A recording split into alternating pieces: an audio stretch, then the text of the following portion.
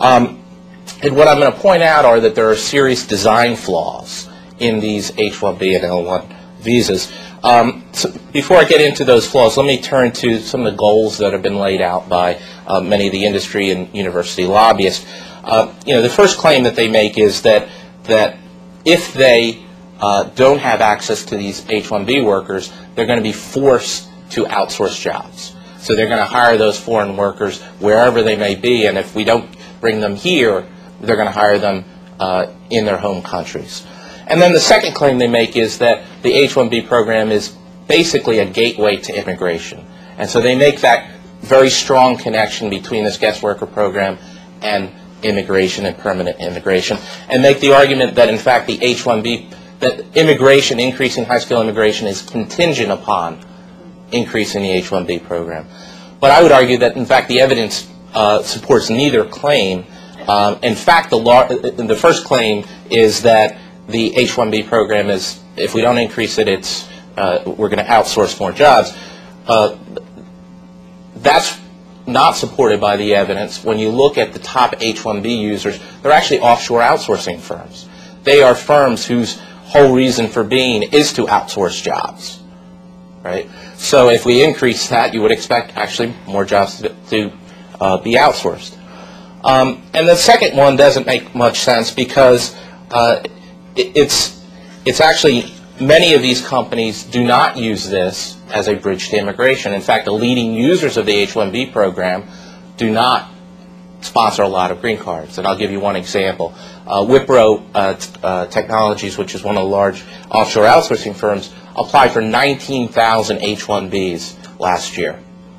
They applied for 69 green cards. So 19,000 H-1B applications, 69 green cards. That doesn't sound like a very strong link to immigration, and this is one of the leading users of the H-1B program. So that connection is increasingly tenuous. So let me just highlight three of the design flaws I think that are in the H-1B program. The first is that there's no labor market test, and I think this is the most significant one.